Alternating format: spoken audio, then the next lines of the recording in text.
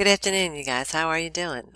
Welcome to 253 Process Troubleshooting on our steam generation process, part 2. I haven't seen you in a long time. I hope you're doing all right, you guys.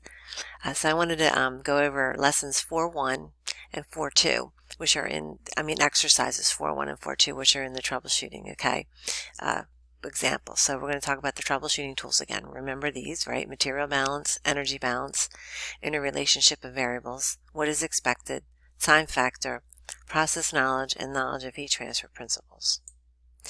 So we'll do our steps. We do collect the data, evaluate the data. We're going to make a judgment, decide whether or not we do have a problem. Develop a possible cause list, and we'll break that down into the 3 areas. Again, instrumentation, process, and mechanical.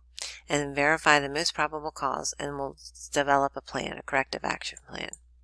So that's this right here. Now remember, the corrective action plan needs to be safe, right? And we have to inform other people about what we're doing. So we have to make sure that it's done in a timely manner. We want to do the corrective action. We might come up with several different causes, and we do the ones that are first don't shut us down, and then we go to the parts that where we may have to shut down. Okay, here's our steam generator picture. So we have our steam coming in, and we have our flow. This is coming over from the reactor, if you remember.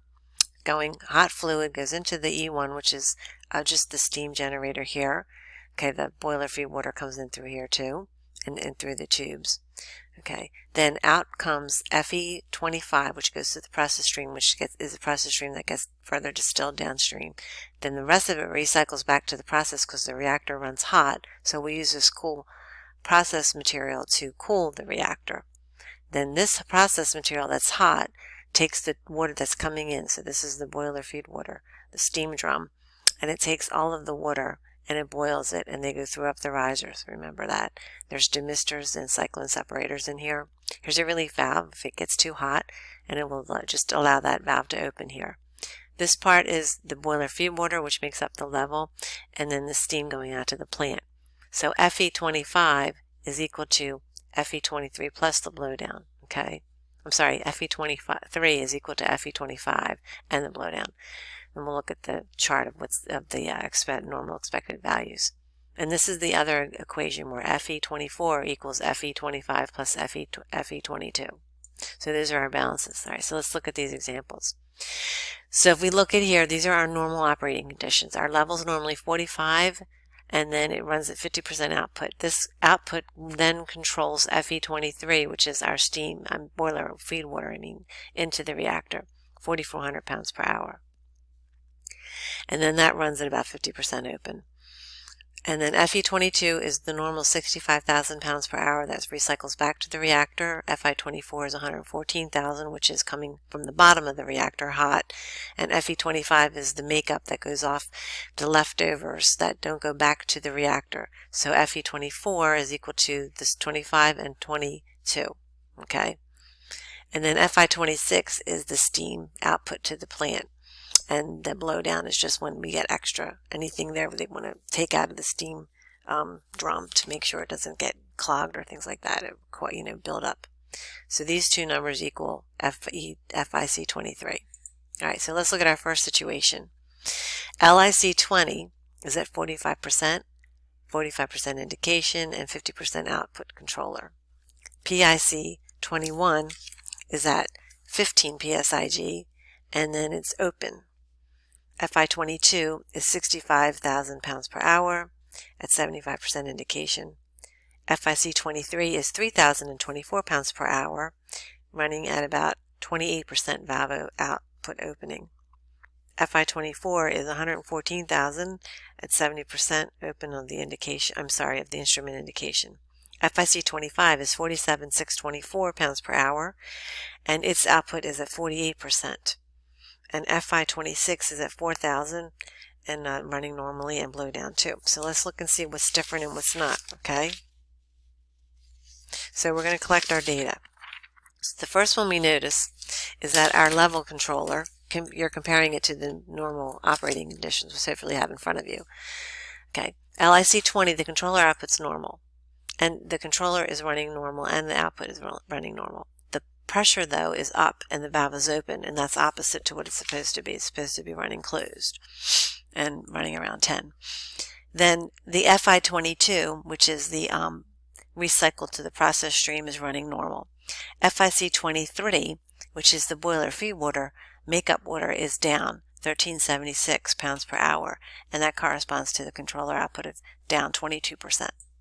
FI24, which is the recycle from the bottom, is the actual reactor reactor product that goes into the E1, that is normal.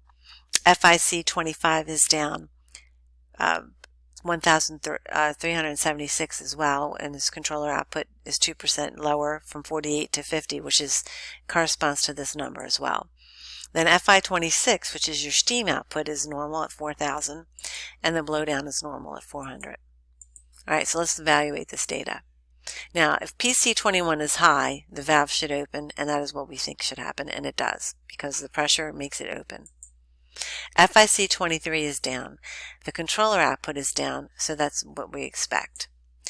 But FIC22 and FIC25 are not equal to FI21. That is not balanced. Okay, so there's a messed up of 1376. Okay, that's off. FIC25 is also down 1376, and the controller output is 2%. That's expected. But FIC23 doesn't equal FIC26 plus the blowdown material. That's not expected. That doesn't balance right. It's off again by 1326 as well. Now, FIC23 and FIC26 plus the blowdown, okay, are not equal, while the level is absolutely the same. So that doesn't make sense either, right? So if we're expecting our level to be the same, then we should have this number, 23, should be reading higher, the normal number. All right, so our judgment is, yeah, there's a problem, and the general condition is, appears a normal level, but we have less boiler feed water coming in and more the same steam going out, so that's not correct. We also have a loss in our material balance, so there's a lower boiler feed water, again, not correlating to the level. Something is causing high pressure in S1, causing PIC to open. So we're going to investigate. So when we take this possible causes, first we're going to look at other instruments. So what could be the first thing? Okay, so I'm kind of thinking the level could be off, maybe the pressure is off, and then the only other thing I'm thinking is maybe the flow one of those could be off as well. So let's look at that and see. LIC20 error could be reading normal but really low. The steam out could be reading wrong as well, maybe making more steam or less steam. FIC25 could also be reading lower than it's supposed to be indicated there. And then mechanical. Maybe we have a tube failure in E1, and that could be leaking on the tube side to shell side. Okay. All right. Let's talk about the most probable causes. So let's go over those again and see what we think would be the most commonsensical things. LIC20 error. No, it doesn't explain the loss of the process material.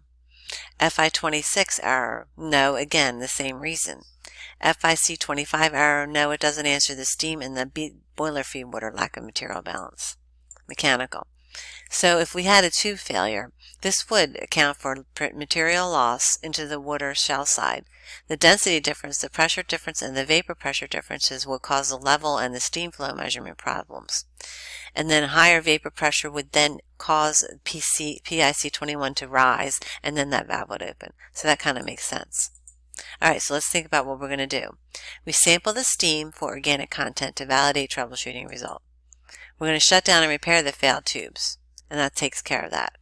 All right, so if you have any questions about that, let me know. You can send me an email or something.